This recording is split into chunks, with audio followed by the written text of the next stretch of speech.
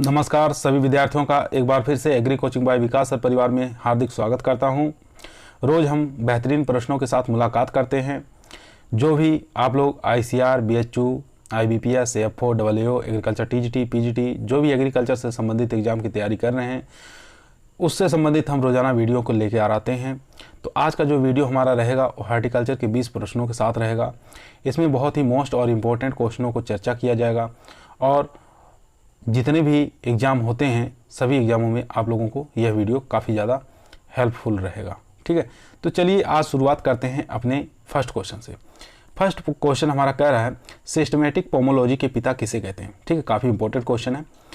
डोकुचेव को, पीटर ड्रिकसेंजी को, D Candolle को या कैरोलस लिनियस को, इन चारों में से बताइए किसको सिस्टमेटिक पोमोलॉजी के पिता कहा जाता है। काफ़ी इंपॉर्टेंट क्वेश्चन है, बहुत बार एग्जामों में पूछा जाता है। तो इसका करेक्ट आंसर हो जाएगा यानी कि डी कैंडोल जो होते हैं इनको क्या कहा जाता है, सिस्टमेटिक पोमोलॉजी के पिता कहा जाता है। इसमें थर्ड ऑप्शन इसमें करेक्ट आंसर हो जाएगा। सिस्टमेटिक पोमोलॉजी क्या होता है, इसके अंदर यानी कि जिसका वर्गीकरण किया जाता है, फलों और सब्जियों का नामकरण दिया जाता है, उसको सिस्टमेटिक पोमोलॉजी कहा जाता है। ठीक है, तो इसका अध्ययन किस में करते हैं, सिस्टमेटिक पोमोलॉजी में करते हैं और इसके पिता जो हैं डी कैंडोल है। चलिए चलते हैं क्वेश्चन नंबर 2 पर। दोस्तों क्वेश्चन नंबर 2 कह रहा है, देखिए काफ़ी इंपॉर्टेंट क्वेश्चन है। क्वेश्चन कह रहा है बेमेल कौन सा है। ठीक है, इसमें से आपको बेमेल को पहचानना है। तो देख लेते हैं बेमेल कौन सा हो सकता है। एक तरफ वैज्ञानिक नाम दिया हुआ है सब्जियों का, दूसरी तरफ उसका सब्जी का नाम लिखा हुआ है। तो देखते हैं लौकी का वैज्ञानिक नाम क्या लूफा एक्यू टेगुला होता है। कद्दू का वैज्ञानिक नाम क्या कुकुरबिटा मोस्टाटा होता है। और तरबूज का वैज्ञानिक नाम क्या सिट्रुलस लेनेटस होता है। या खीरा का वैज्ञानिक नाम कुकुरमिस सेटाइवस होता है। काफ़ी इंपॉर्टेंट क्वेश्चन है, बहुत बार एग्जामों में आ चुका है, बार बार रिपीट होता रहता है, इसलिए इस क्वेश्चनों को हम लेकर आए हैं। ठीक है, तो आप लोग जल्दी जल्दी इसका आंसर दीजिए। तो सोचिए, दिमाग लगाइए, क्या हो सकता है इसका। बेमेल को छांटना है। ठीक है, तो इसका करेक्ट आंसर हो जाएगा यानी कि आप देख सकते हैं जो लौकी होती है, लौकी का वैज्ञानिक नाम क्या होता है, इसका नाम होता है लेजिनेरिया। ठीक है, क्या नाम होता है, लेजिनेरिया सिसेरिया सिसेरिया। ठीक है, लेजिनेरिया सिसेरिया, ये इसका वैज्ञानिक नाम हो जाएगा लौकी का। ठीक है, ये ऑप्शन हमारा गलत हो जाएगा, तो बेमेल को छाड़ना था, ये ऑप्शन इसमें करेक्ट आंसर हो जाएगा। बाकी कद्दू का वैज्ञानिक नाम होता है कुकुरबिटा मोस्टाटा और तरबूज का हो जाएगा सिट्रुलस लेनेटस और इस खीरे का हो जाएगा कुकुरमिस सेटाइवस। ठीक है, तो हमारे क्वेश्चन का करेक्ट आंसर हो जाएगा ये ऑप्शन। चलिए चलते हैं क्वेश्चन नंबर नेक्स्ट पर। क्वेश्चन नंबर 3 यहाँ पे देख सकते हैं, काफ़ी इंपॉर्टेंट क्वेश्चन है। क्वेश्चन कर रहा स्वीट बनाना किसकी किस्म है। ठीक है, आपको बताना स्वीट बनाना किसकी किस्म है। शिमला मिर्च की है, केला की है, पाइनएप्पल की या कोई नहीं है। तो इसका करेक्ट आंसर हो जाएगा यानी कि इसका स्वीट बनाना जो होती है शिमला मिर्च की किस्म होती है, वैरायटी होती है, ना कि केले की। ठीक है, तो ये ऑप्शन इसमें करेक्ट आंसर हो जाएगा। चलिए चलते हैं क्वेश्चन नंबर 4 पर। क्वेश्चन नंबर 4 देख सकते हैं दुर्गापुर केसर। ठीक है, काफ़ी इंपॉर्टेंट क्वेश्चन है, बहुत बार एग्जामों में पूछा जाता है कि किसकी किस्म है। ठीक है, आपको बताना है दुर्गापुर केसर किसकी किस्म है, तरबूज की है, खरबूज की है, खीरा की या कद्दू की है। इन चारों ऑप्शनों में से बताइए कौन सा करेक्ट आंसर हो जाएगा। तो इसका करेक्ट आंसर हो जाएगा ये यानी कि दुर्गापुर केसर किसकी वेरायटी हो जाएगी, ये हो जाएगा हमारे तरबूज की। ठीक है, खरबूज की एक काफ़ी ज़्यादा फेमस वेरायटी आती है, उसका भी आप लोग नाम याद रखेंगे जो कि बहुत बार एग्जाम में पूछा जाता है। ठीक है, दुर्गापुर मधु क्या पूछा जाता है, दुर्गापुर मधु पूछा जाता है कि ये पूछा जाता है कि दुर्गापुर मधु किसकी वैरायटी है। या खरबूज दे दे, खरबूज में पूछा जाए कि निम्नलिखित में से कौन सी खरबूज की किस्म है, तो दुर्गापुर मधु ये आपकी खरबूज की किस्म हो जाएगी। ठीक है, तो हमारे क्वेश्चन का करेक्ट यहाँ दुर्गापुर केसर पूछा है, तो तरबूज की किस्म है। चलिए चलते हैं क्वेश्चन नंबर 5 पर। क्वेश्चन देखेंगे, एक और बेहतरीन क्वेश्चन है। क्वेश्चन कह रहा है मेरे दोस्त यानी कि इथाइलिन अवशोषक रसायन है। ठीक है, यानी कि इथाइलिन एक ऐसा रसायन है जो फलों को पकने से रोकने का काम करता है। ठीक है, काफ़ी इंपॉर्टेंट चीज़ है और उसका यहाँ पे रसायन सूत्र पूछा है कि क्या हो जाएगा, NaOH हो जाएगा, NaCl हो जाएगा, KMnO4 OH4 हो जाएगा या ऑक्सीजन हो जाएगा। तो यहाँ पे इथाइलिन का सूत्र हो जाएगा KMnO4। ठीक है, यानी कि थर्ड ऑप्शन करेक्ट आंसर हो जाएगा। इथाइलिन जो होता है ये पकने से, फलों को पकने से रोकता है और फल जो पकाने वाले हार्मोन्स कौन से हो जाते हैं उसको भी आप याद रखेंगे। इथरेल एक होता है। ठीक है, इथरेल हो जाएगा, दूसरा कौन इथेपान हो जाएगा। ठीक है, ये 2 हार्मोन्स ऐसे होते हैं जो इथरेल और इथेपॉन जो कि फलों को पकाने वाले होते हैं और इथाइलिन जो होता है ये अवशोषक का काम करता है, यानी कि फलों को पकने की वृद्धि को धीमे कर देता है, कम कर देता है। ठीक है, तो ये क्वेश्चन 5 नंबर का करेक्ट आंसर हो जाएगा, यानी कि थर्ड ऑप्शन। चलिए चलते हैं क्वेश्चन नंबर 6 पर। क्वेश्चन यहाँ पे दिया है सही सुमेलित है, इसमें से बताना है कौन सा करेक्ट आंसर हो जाएगा। तो देख लेते हैं ऑप्शन को, पहले देखेंगे पपीता क्या एपोसाइनेसी फैमिली का है, आम क्या एनाकार्डियेसी फैमिली का है, या फालसा कैरिकेसी फैमिली का है, या लीची जो होती है रोजेसी फैमिली का। इन चारों में से बताइए करेक्ट कौन सा सही है। ठीक है, सही पूछा है यहाँ पे। तो आप लोग जानते हैं कि मैंगो की फैमिली जो होती है क्या हो जाएगी, एनाकार्डियेसी हो जाएगी। मैंगो हुआ, काजू हो गया, ठीक है, ये सब जितने भी होते हैं इनकी फैमिली जो होती है ये एनाकार्डियेसी होती है। पपीता की फैमिली एपोसाइनेसी नहीं होती है, ठीक है, इसकी होती है कैरिकेसी। क्या होता है, कैरिकेसी इसकी फैमिली होती है, कैरिकेसी। उसके बाद बात कर लेते हैं फालसा की फैमिली जो होती है वो टीलिएसी होती है। क्या होती है, टीलिएसी होती है फालसे की फैमिली, इसको आप याद रखेंगे। रोजेसी फैमिली लीची की नहीं होती है, इसकी हो जाएगी स्पेंडिएसी। क्या हो जाएगी, स्पेंडिएसी हो जाएगी लीची की। और इसलिए हमारे क्वेश्चन का देख सकते हैं यहाँ पे ए ऑप्शन एनाकार्डियेसी आम का ये सही है, बाकी पपीता का कैरिएसी और फालसा का टीलिएसी और लीची का एपीडीएसी। चलिए चलते हैं क्वेश्चन नंबर 7 पर। एक और क्वेश्चन देखेंगे, काफ़ी बेहतरीन क्वेश्चन है। क्वेश्चन कह रहा है एपिकोटाइल ग्राफ्टिंग किससे संबंधित है, केला से है, पपीता से है, या सेब से, या आम से। तो आप लोग ये काफ़ी फेमस ग्राफ्टिंग है ये एपिकोटाइल ग्राफ्टिंग, तो ये हो जाएगा यानी कि मैंगो से एपिकोटाइल। ठीक है, ये कहाँ पर प्रयोग में लेते हैं, ये महाराष्ट्र का जो कोंकण क्षेत्र है वहाँ पर इसको आम की जो एपिकोटाइल ग्राफ्टिंग है उसका प्रयोग में लिया जाता है। ठीक है, जैसे ही आम के सीड से जो पौधे बनते हैं 8 से लेकर 10 दिन के पौधे हो जाते हैं तब इसको एपिकोटाइल ग्राफ्टिंग का द्वारा इस पर रोपण किया जाता है, ये आप याद रखेंगे। ठीक है, तो ये इसका हमारे क्वेश्चन का करेक्ट आंसर हो जाएगा, यानी कि 4th नंबर। ठीक है, चलिए चलते हैं क्वेश्चन नंबर 8 पर। क्वेश्चन यहाँ पे देखेंगे, क्वेश्चन कह रहा है अर्का रक्षक एक टमाटर की किस्म है। ठीक है, यहाँ पे 2 क्वेश्चन बने हैं, टमाटर की किस्म कौन सी, अर्का रक्षक। ठीक है, ये किस गुण के लिए अच्छी मानी जाती है, कीट प्रतिरोधी है, बहुरोगी प्रतिरोधी है, या सूखा प्रतिरोधी, या कोई नहीं। इन चारों में से बताइए कौन सा करेक्ट आंसर हो जाएगा। तो इसका करेक्ट आंसर हो जाएगा यानी कि बहुरोगी प्रतिरोधी वैरायटी है, यानी कि ए ऑप्शन इसमें करेक्ट आंसर हो जाएगा। ठीक है, यहाँ पे देखेंगे क्योंकि जितने भी टमाटर के मुख्य कीट लगते हैं, जितने भी रोग लगेंगे तो उसके प्रति ये क्या है, बहु रोग प्रतिरोधी वैरायटी है। ठीक है, अर्का रक्षक काफ़ी फेमस वैरायटी है, ये जेआरएफ एसआरएफ वगैरह में भी ये क्वेश्चन आ चुका है। ठीक है, बहुत बार रिपीट होता रहता है। चलिए चलते हैं क्वेश्चन नंबर 9 पर। क्वेश्चन यहाँ पे देखेंगे, काफ़ी इंपॉर्टेंट क्वेश्चन ये भी है, नर्सरी भूमि को निर्जमीकरण हेतु कौन सा रसायन उपयोग में करते हैं। ठीक है, स्टेरिलाइजेशन करने के लिए नर्सरी की जो भूमि होती है उसको किस चीज़ से स्टेरिलाइजेशन यानी कि निर्जमीकरण किया जाता है। तो देख लेते हैं ऑप्शन, केमेनोफोर है, या फार्मेलिन है, थायरम है, या उपयुक्त में से कोई नहीं। तो भूमि को ट्रीटमेंट करने के लिए फार्मेलिन का उपयोग करते हैं। ठीक है, ए बी ऑप्शन इसमें करेक्ट आंसर हो जाएगा, यानी कि फार्मेलिन से ही सॉइल ट्रीटमेंट किया जाता है। ये चीज़ आपको याद होना चाहिए। ठीक है, इसका कितना % लेते हैं, 1% इसका दवा लेते हैं, 3 से 4 लीटर में घोल बनाकर इसमें स्प्रे कर दिया जाता है। उसके बाद पॉलीथीन लगाकर उसको ढक दिया जाता है ताकि जो हमारे हानिकारक कीट हैं मृदा के अंदर वो सब नष्ट हो जाएं। ठीक है, चलिए चलते हैं क्वेश्चन नंबर 10 पर।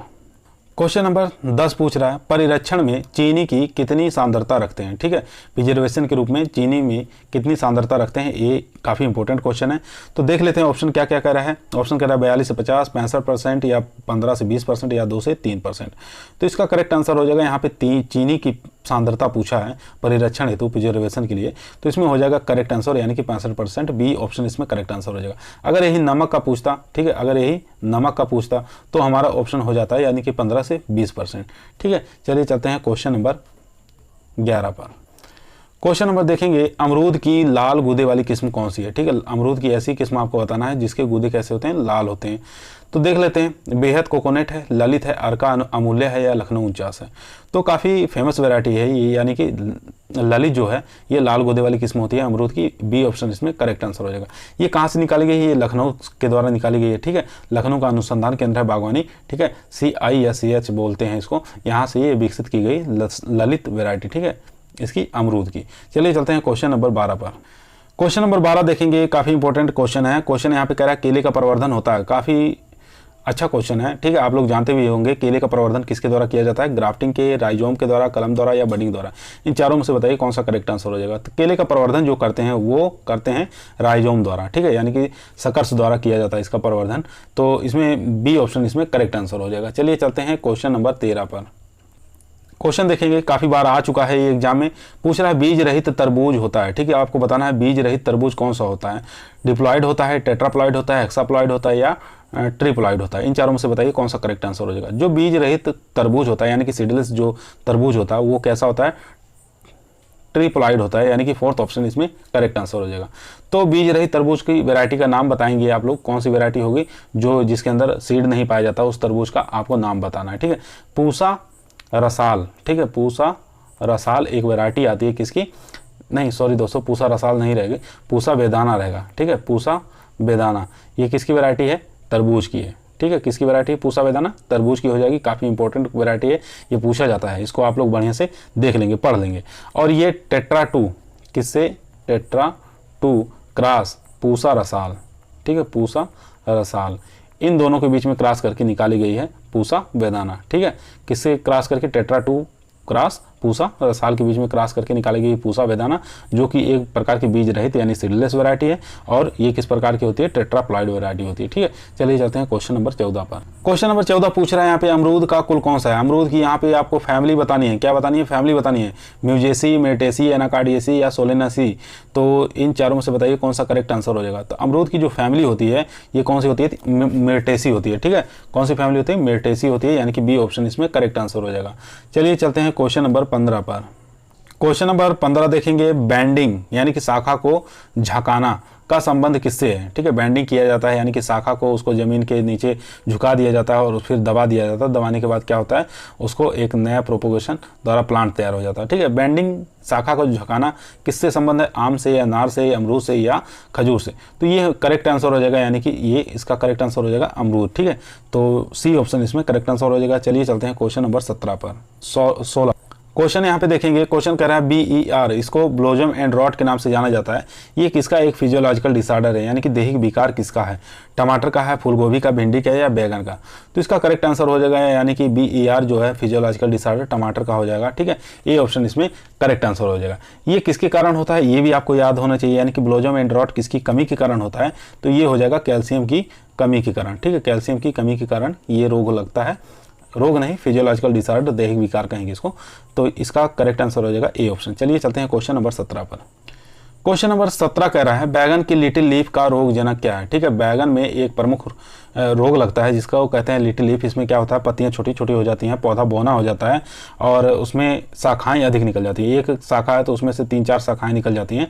तो ये इसके प्रमुख लक्षण होते हैं। तो ये आपको बताना है कि ये इसका रोग जनक क्या है, जीवाणु है, माइकोप्लाज्मा है, कवक है या कोई नहीं। तो इसमें पत्तियां छोटी हो जाती हैं, तो ये इसका करेक्ट आंसर हो जाएगा, यानी कि माइकोप्लाज्मा के द्वारा ये बैगन में लिटिल लीफ लगता है, ठीक है। बी ऑप्शन इसमें करेक्ट आंसर हो जाएगा। चलिए चलते हैं क्वेश्चन नंबर 18 पर।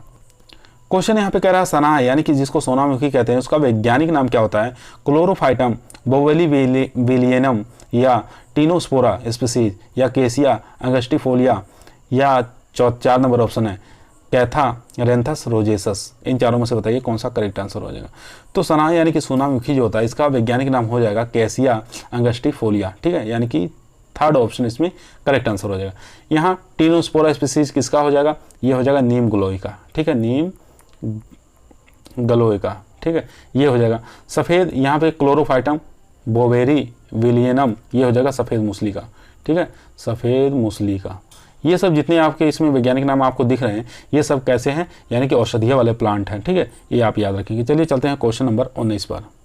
क्वेश्चन यहाँ पे काफ़ी बेहतरीन क्वेश्चन है। क्वेश्चन यहाँ पे कह रहा है पीली कनेर का वैज्ञानिक नाम क्या होता है, ठीक है, आपको बताना है। येलो कनेर जो होती है उसका वैज्ञानिक नाम क्या होता है, नोरिनम इंडिकम होता है, ड्यूरेंटम फ्लूमेराई होता है या टिकोमा स्टेंस होता है या थेवेटिया नोरीफोलिया होता है। तो इसका करेक्ट आंसर हो जाएगा, यानी कि पीली कनेर का पूछा तो पीली कनेर का वैज्ञानिक नाम हो जाएगा थेवेटिया नोरीफोलिया, ठीक है, फोर्थ ऑप्शन इसमें करेक्ट आंसर हो जाएगा। यहाँ पे एक पूछा है नोरियम इंडिकम, ठीक है, ये लाल कनेर का होता है। किसका होता है, लाल कनेर का होता है, ये आप याद रखेंगे। लाल कनेर का वैज्ञानिक नाम नेरियम इंडिकम, पीली कनेर का वैज्ञानिक नाम थेवेटिया नोरीफोलिया, ठीक है। तो चलिए चलते हैं क्वेश्चन नंबर 20 पर, जो कि आज का हमारा लास्ट सवाल रहेगा। क्वेश्चन देखिए काफ़ी बेहतरीन क्वेश्चन पूछा है। यहाँ पे पूछ रहा है कौन सा, यहाँ पे देखेंगे कि कौन सा ग्रीष्मकालीन एक वर्षीय फूल नहीं है, ठीक है, यहाँ पे बताना है कि कौन सा एक ग्रीष्मकालीन फूल नहीं है। तो गुलदाउदी, जीनिया, कोचिया या पोर्चुलेका। इन चारों में से बताइए कौन सा ग्रीष्मकालीन फूल नहीं है। इसमें से यानी कि 3 आपको ग्रीष्मकालीन फूल मिलेंगे और एक ऐसा फूल मिलेगा जो कि ग्रीष्मकालीन नहीं है, दूसरे सीजन का फूल हो सकता है। तो बात करते हैं इससे पोर्चुलेका, ये भी आपका सही है, यानी कि ग्रीष्मकालीन फूल है। कोचिया एक ग्रीष्मकालीन है, जीनिया ये भी ग्रीष्मकालीन है, लेकिन गुलदाउदी यहाँ पे देख रहे हैं ये सर्दी ऋतु का, ठीक है, सर्दी वाला आपका फूल है, ठीक है। गुलदाउदी देखते हैं सर्दी ऋतु का, सर्दी सीजन का आपका फ्लावर्स है, ये आप याद रखेंगे। तो हमारे क्वेश्चन का करेक्ट आंसर हो जाएगा यानी कि ए ऑप्शन, ठीक है, ए ऑप्शन इसमें करेक्ट आंसर हो जाएगा। आज के लिए इतना ही क्वेश्चन बहुत है आप लोगों के लिए, ठीक है। तो कल फिर हम लोग एक नई वीडियो के साथ मुलाकात करेंगे। जब तक सभी लोगों को धन्यवाद।